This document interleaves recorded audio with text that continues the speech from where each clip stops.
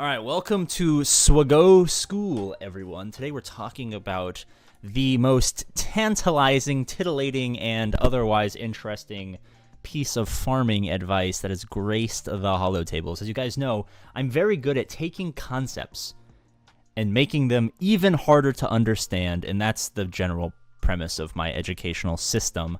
Welcome to the United States, boys and girls. All right, so we're talking today about the ever-important pyramid scheme. The scheme of the pyramid. Sorry, I've cropped this in a very weird way, so I have to look at my other monitor to draw this.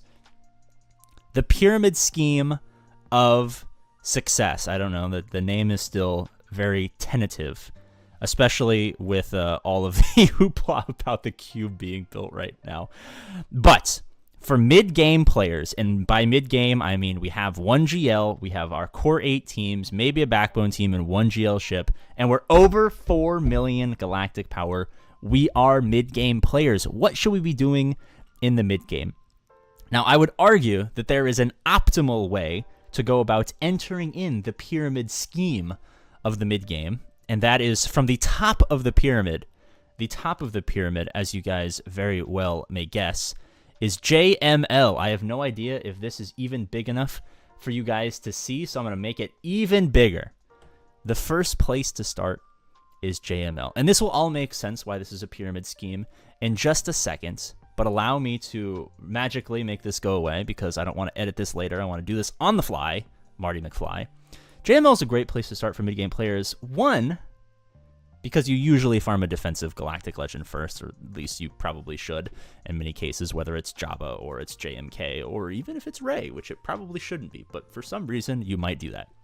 Now, JML's requirements are quite juicy because they lead into very many other things, but also, very importantly, allow you to reinforce teams that you already like your CLS team with Han Solo Chewbacca, but also allow you to get a powerful backbone team in Jedi Knight Luke Skywalker, who can kind of act as your pseudo big boy with the britches to match until you get your JML. The rest of the requirements are arguably not terrible, especially because a lot of these people have ships. That is one point of the pyramid scheme. Let me bring the pyramid scheme back here so we can continue. So we can start at the top with JML. But as you know, just like cubes are the perfect way to construct rosters, pyramids are great because they also have two other sides. What are the other sides, you might ask? Well, I can't fit the word Jabba in this tiny little thing that I've drawn. So instead, I'm going to draw Jabba the Hutt. Ooga booga.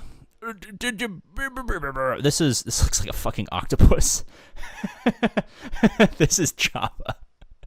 So humor me here for a second. Just pretend like that's Jabba, everyone. The reason that Jabba is the other side of this is because he shares not really any requirements with JML. We'll talk about this in just a second. I promise the pyramid scheme of success will make sense here. Now, while JML is a powerful offensive Galactic Legend with really good requirements that lead in many places that we'll continue to talk about, one of which could potentially be Jabba because of the overlap of Jedi Knight Luke, Jabba is strengthened by his defensive viability. Are there weirdly efficient, cheap counters to Jabba? Yes, but that exists in every facet of the game. Every character has a counter, some of which are a little gross. Could you enter on the right side of the pyramid scheme? And that's the great thing about pyramid schemes, everyone, is it doesn't matter where you are. You're still in the fucking pyramid scheme. You do want to start on top because if we're talking about real pyramid schemes here, that's where the money is, on the top. If you're on the bottom, no money for you because you are getting fucked by the pyramid instead of ruling the pyramid. But in this pyramid scheme of success, it doesn't matter which side you start on. Now, everyone knows Jabba's advantages. They were the raid, and he has an event that gives you mod materials, but fucking who cares about that?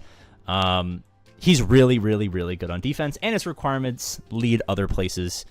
He has Jedi Knight Luke Skywalker. He has Outrider, which is great for the profundity, which we'll talk about, because this is the pyramid scheme of success, and the fucking 3 parts of the pyramid lead to each other. Oh my god, it's almost like everything he says that doesn't make sense, if you listen closely enough, makes sense. All right, what is the other part of the pyramid? Oh my god, you guys probably already know. Sorry, 1 second. I have to fucking alt-tab back to the fucking pyramid.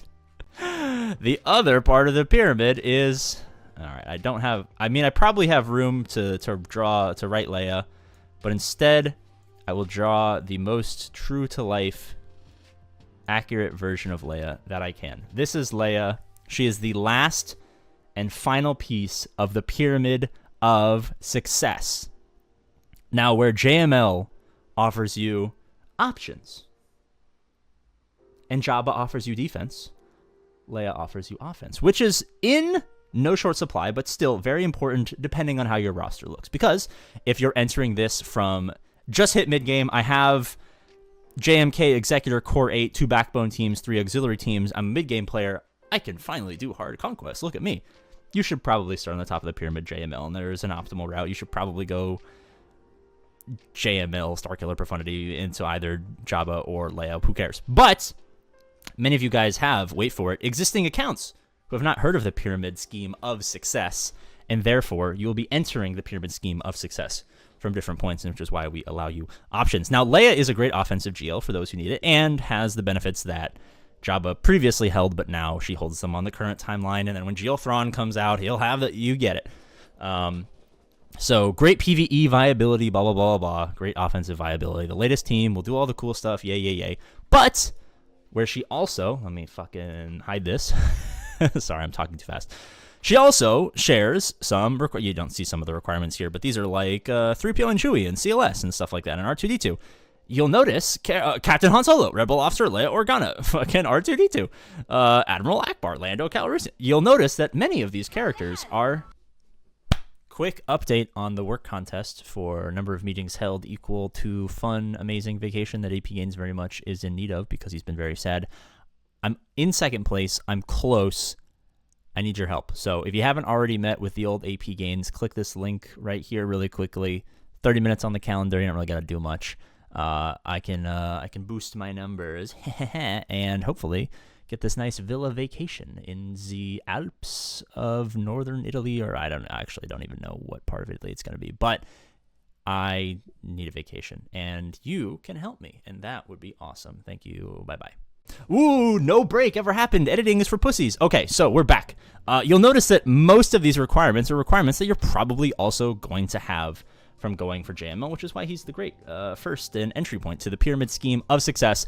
But there's also like the arbitrary entry point of like what the fuck is the Bush Leia that goes with Jabba. Not really a great connection, but the connection is there nonetheless. A lot of the characters here actually connect well with the profundity, which, believe it or not, is indeed, where the fuck is the profundity, which indeed is a part of the pyramid scheme of success, because so many of the requirements and related requirements are included. Oh my god, are you guys starting to see the bigger picture? I'm just going to draw this as the profundity. I think you guys can kind of understand why.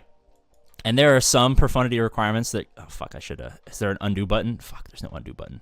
1 second. Is there an eraser? Fuck. Pen, no. Eraser. What the fuck was I doing? Oh, some requirements come from here. And some requirements come from here.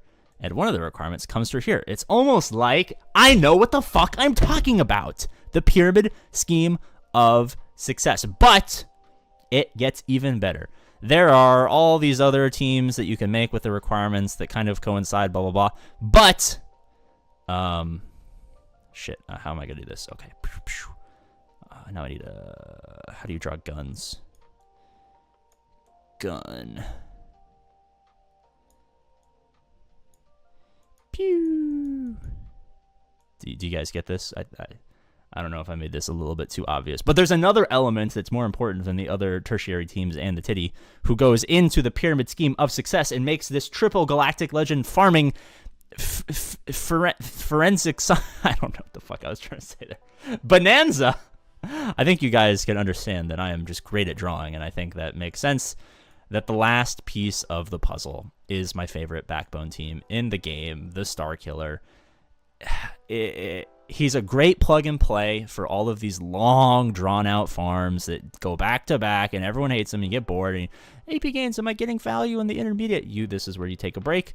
You farm a nice little star killer. Does he give you the requirement for the outrider that goes to the profundity and it goes to Jabba? Yes, so there is some relation there, but also a nice little breathing point before or after you have entered the pyramid scheme of success.